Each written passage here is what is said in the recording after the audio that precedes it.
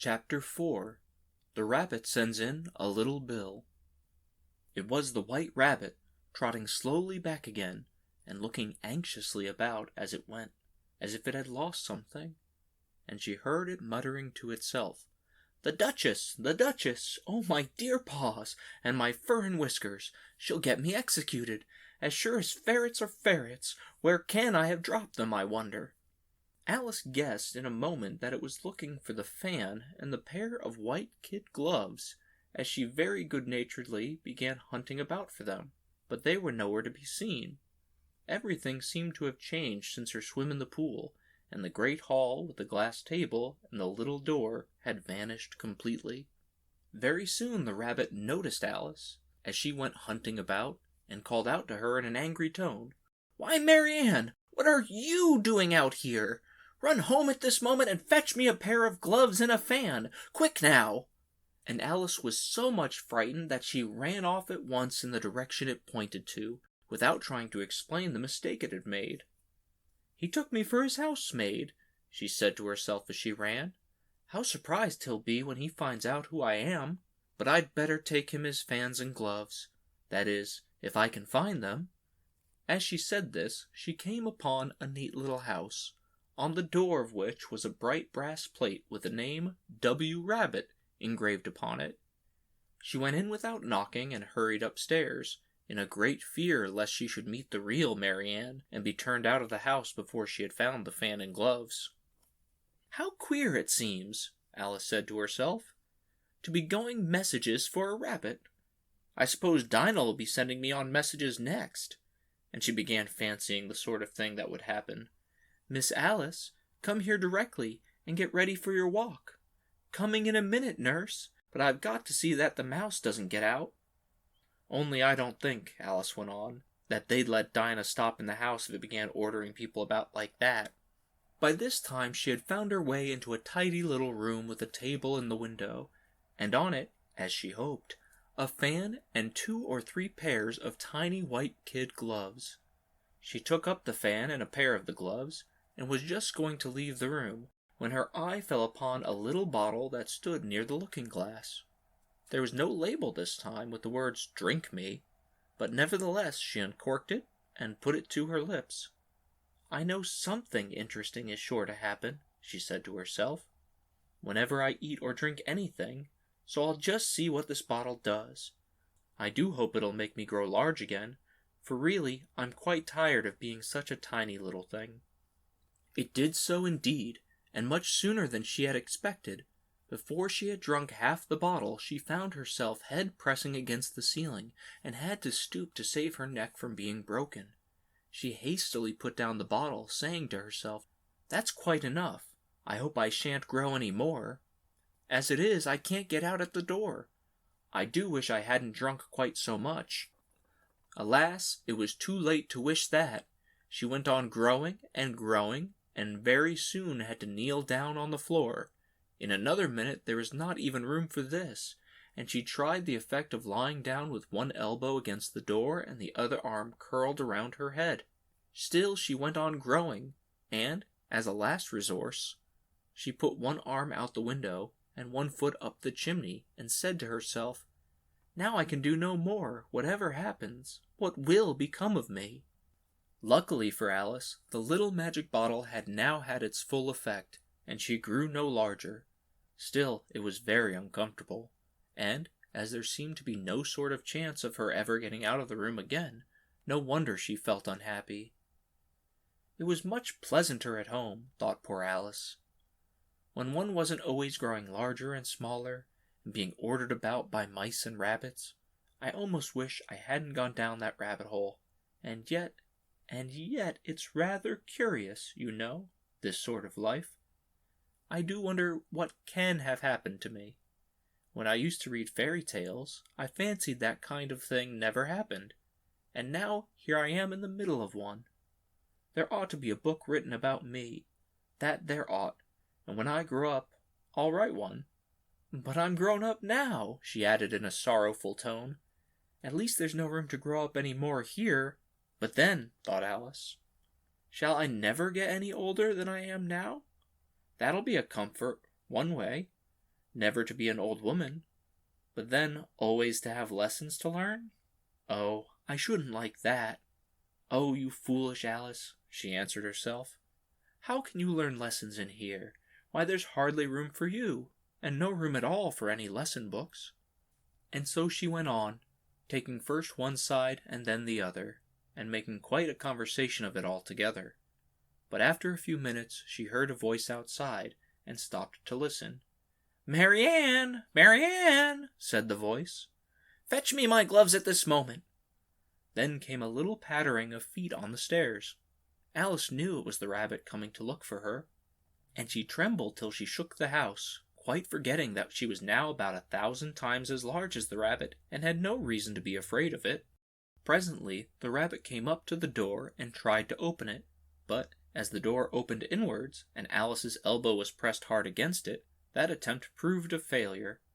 Alice heard it say to itself, "Then I'll go around and get in at the window." "That you won't," thought Alice. And after waiting till she fancied she heard the rabbit just under the window, she suddenly spread out her hand and made a snatch in the air. She did not get a hold of anything, but she heard a little shriek and a fall, and a crash of broken glass, from which she concluded that it was just possible it had fallen into a cucumber frame or something of the sort. Next came an angry voice, the rabbit's. "Pat! Pat! Where are you?" And then a voice she had never heard before. Sure then, I'm here. Digging for apples, Your Honor." "Digging for apples indeed," said the rabbit angrily. "Here, come and help me out of this." Sounds of more broken glass. "Now tell me, Pat, what's that in the window?" "Sure, it's an arm, Your Honor." He pronounced it arum. "An arm, you goose? Whoever saw one that size? Why, it fills the whole window." "Sure it does, Your Honor, but it's an arm for all that." "Well, it's got no business there. At any rate, go and take it away."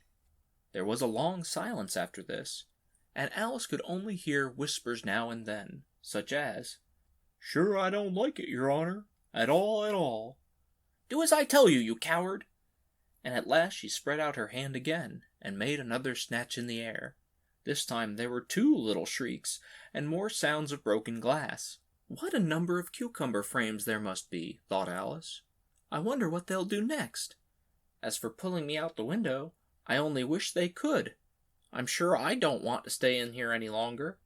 She waited for some time without hearing anything more. At last came a rumbling of little cartwheels, and the sound of a good many voices all talking together. She made out the words. "Where's the other ladder? Why, I hadn't to bring but one. Bill's got the other. Bill, fetch it here, lad. Here, put 'em up at this corner. No, tie 'em together first. They don't reach half high enough yet. Oh, they'll do well enough.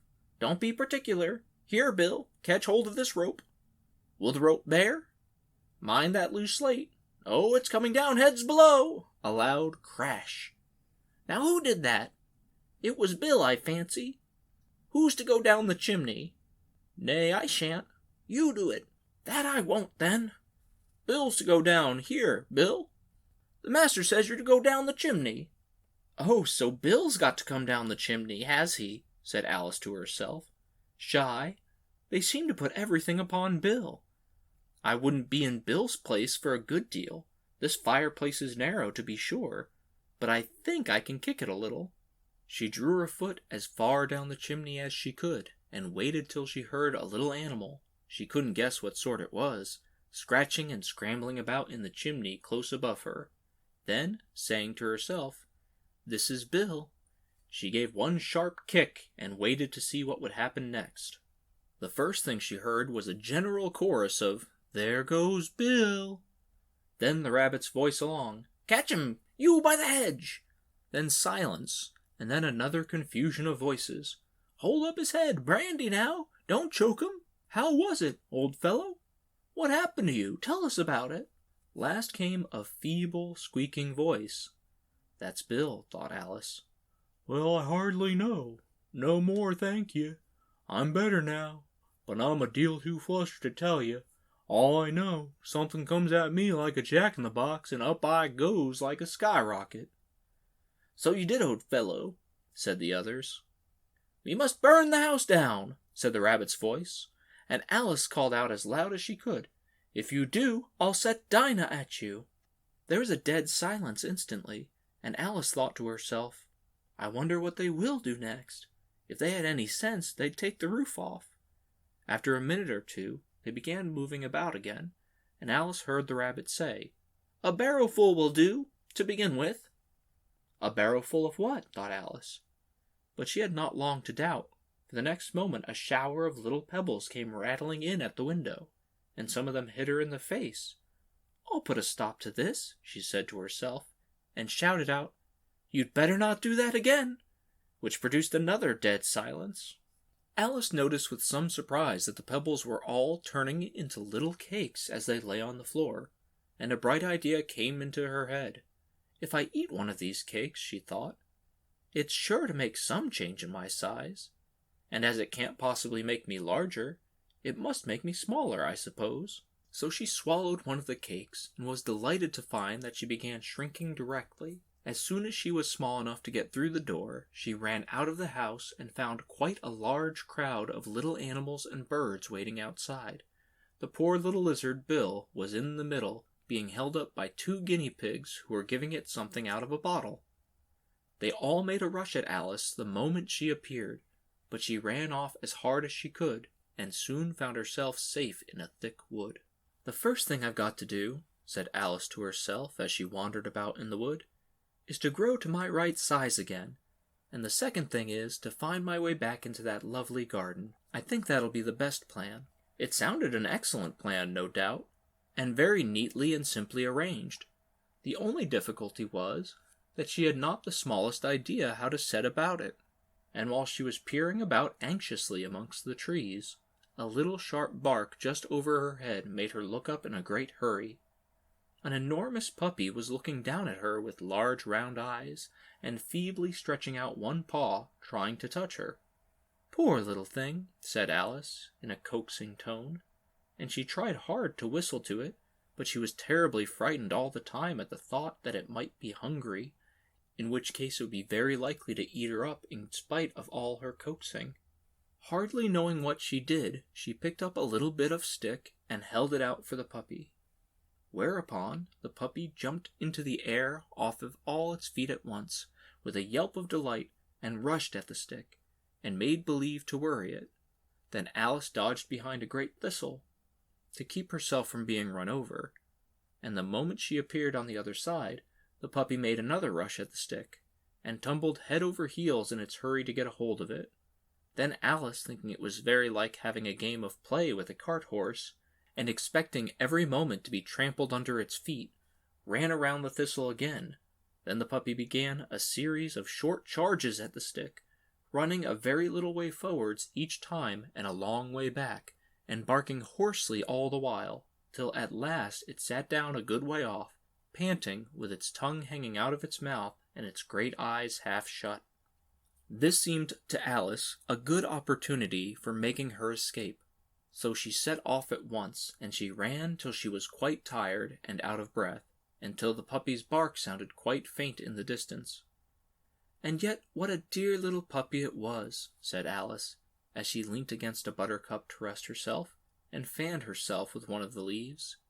"I should have liked teaching it tricks very much, if I'd only been the right size to do it. Oh dear, I'd nearly forgotten that I've got to grow up again. Let me see, how is it to be managed? I suppose I ought to eat or drink something or other, but the great question is, what?" The great question certainly was, what? Alice looked all around her at the flowers and the blades of grass, but she did not see anything that looked like the right thing to eat or drink under the circumstances. There was a large mushroom growing near her, about the same height as herself, and when she had looked under it, and on both sides of it, and behind it, it occurred to her that she might as well look and see what was on the top of it. She stretched herself up on tiptoe and peeped over the edge of the mushroom, and her eyes immediately met those of a large blue caterpillar that was sitting on top with its arms folded, quietly smoking a long hookah and taking not the smallest notice of her or anything else.